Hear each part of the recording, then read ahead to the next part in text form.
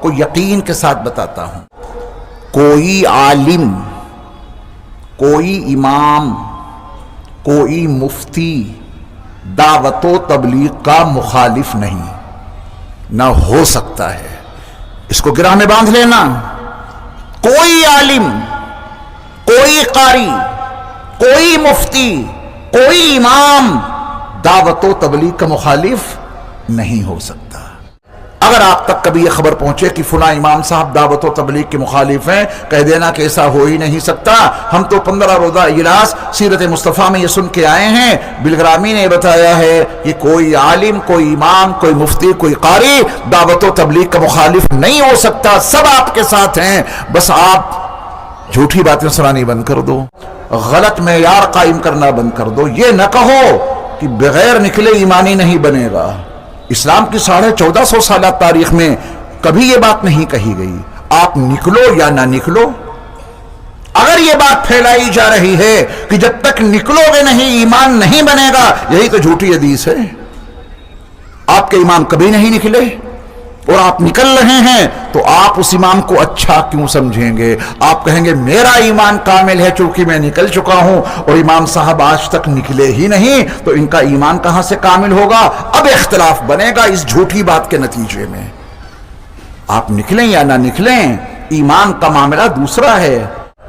اللہ ہم سب کو دین سیکھنے، سمجھنے، سکھانے، سمجھانے، اس کی دعوت، اس کی تبلیغ کے لیے قبول فرمائے۔ السلام علیکم میرے عزیز دوستوں اور پیاری امت مسلمہ، آپ لوگوں سے امید ہے کہ آپ لوگ خوش ہوں گے۔ اللہ پاک آپ لوگوں کو خوش رکھے، آباد رکھے۔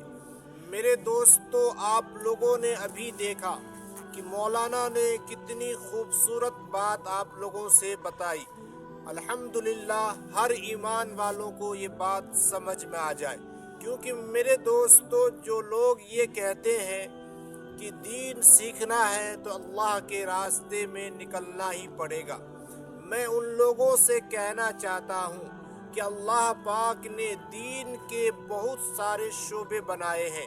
یہ نہیں ہے کہ صرف اللہ کے راستے میں نکلنے سے آدمی دین سیکھ سکتا ہے، کیونکہ آج کل جو لوگ جماعت میں جاتے ہیں، چلہ 4 مہینے لگاتے ہیں، ان لوگوں کے نظر میں امام کی اور امام کے علاوہ مولانا کی، حافظ کی، قاری کی کوئی اہمیت نہیں رہتی، کیونکہ وہ لوگ یہ سوچتے ہیں کہ ہمارے امام صاحب یا محلے کے امام صاحب نے چلہ 4 مہینہ نہیں لگایا۔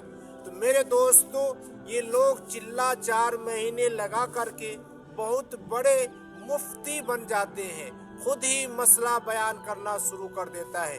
لیکن حضرت مولانا الیاس صاحب رحمۃ اللہ علیہ نے فرمایا کرتے تھے کہ جماعت جو ہے ایک ایمان کا ستون ہے، کیونکہ جماعت میں ہر چیز کا خیال رکھنا پڑتا ہے، نظروں کی حفاظت ہوتی ہے، زبان کے اوپر قابو ہوتا ہے، اور جو ہے دل کے اندر اللہ کا خوف ہوتا ہے۔ لیکن میں اس بات کو کہنے پہ مجبور ہوں کہ آج کل جو ساتھی جماعت میں جاتے ہیں، وہ لوگ جو ہے نہ تو ان کی نظروں کی حفاظت ہے، نہ تو کوئی پردہ کا خیال ہے، نہ ہی اس کے دل میں اللہ اور اس کے رسول کا ڈر ہوتا ہے، بلکہ وہ لوگ دنیا کو دکھلانے کے لیے، دنیا کے اندر یہ کہلانے کے لیے کہ ہم جماعتی ہیں، ہم تبلیغی ہیں، ہم جماعت میں جاتے ہیں۔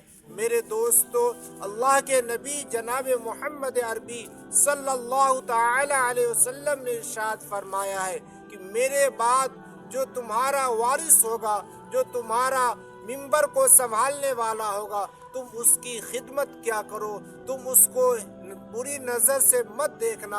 اگر تم نے اس کو ثواب کی نیت سے دیکھا تو علماء دین کو دیکھنا اور اس کو سننا، اللہ پاک آپ کو ثواب سے، نیکیوں سے خالی نہیں رکھے گا۔ تو میرے عزیز دوستو، میں یہ نہیں کہتا کہ جماعت میں جانے والے لوگ سبھی برے ہوتے ہیں، نہیں، میں نے اپنا تجربہ بتا رہا ہوں، جو میں نے دیکھا ہے بہت قریب سے، کہ لوگ جماعت میں جاتے ہیں، 40 दिन और 4 महीने लगा करके जब वापस अपने घर आते हैं, अपने मोहल्ले में आते हैं, तो मैंने ऐसे ऐसे लोगों को देखा है कि वो नमाज तो दूर की बात है, घर में दस्तरखान के ऊपर खाना तक नहीं खाते। घर में दस्तरखान बिछाने की तौफीक नहीं होती, क्योंकि सिर्फ जमात में ही उसे दस्तरखान दिखाई देता है, उसे सुन्नत दिखाई देता है, उसे अमल करना आसान होता है। घर में आने के बाद सारे अमल धरा का धरा रह जाता है। तो मेरे अजीज दोस्तों, आप बतलाइए तो सही, जमात में जाने से आपका क्या फायदा हुआ? जब आपके जिंदगी में सुन्नत जिंदा नहीं हुआ, आपके जिंदगी में अल्लाह और उसके रसूल की मोहब्बत नहीं पैदा हुई, तो आप दुनिया में दिखलाने के लिए जमात में चले जाइए, हज करने चले जाइए, उम्रा करने चले जाइए, ज़कात निकालिए, खैरात निकालिए, माल लोगों में खर्च कीजिए, लेकिन उनका कोई फायदा नहीं होगा। क्यों? इसलिए नहीं होगा कि आपके दिल में अल्लाह की मोहब्बत नहीं, रियाकारी है, बदकारी है, आपकी नीयत सही नहीं है। तो मेरे दोस्तों, ऐसे चीज़ों का कोई फायदा नहीं मिलने वाला है।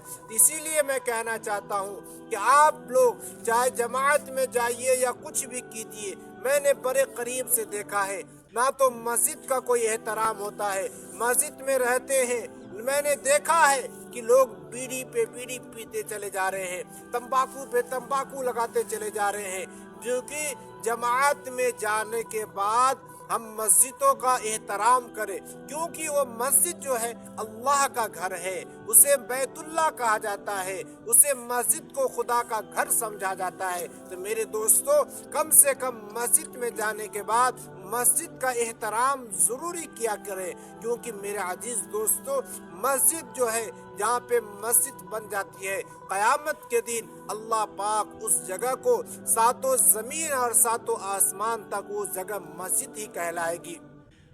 इसीलिए मेरे अजीज दोस्तों, मस्जिद का एहतराम, मस्जिद का इज्जत, मस्जिद में कैसे घुसना है, मस्जिद में कैसे बैठना है, मस्जिद में कैसे सोना है, मस्जिद में कैसे खाना है, कैसे पीना है, इन सारी चीज़ों का हम लोगों को ख्याल करना चाहिए। तो मैं उम्मीद करता हूँ कि आप लोगों को हमारी वीडियो समझ में आई होगी, आप लोगों ने कुछ बातें इनसे समझ गए होंगे। तो अल्लाह पाक हमें भी और आप लोगों को भी समझने की तौफीक दे, और अल्लाह पाक हमें भी हिदायत अता फरमाए, और अल्लाह पाक हमें भी दीन का दाई बनाए, और अल्लाह पाक हमें भी दीन के काम करने की तौफीक अता फरमाए, और आप लोगों को भी दीन का काम करने की तौफीक अता फरमाए। तो मेरे दोस्तों, मैं इन्हीं चंद बातों के साथ अपनी बात को ख़त्म करता हूँ और आप लोगों से इजाज़त चाहता हूँ। फिर मिलेंगे हम किसी और वीडियो के साथ, जब तक के लिए खुदा हाफिज।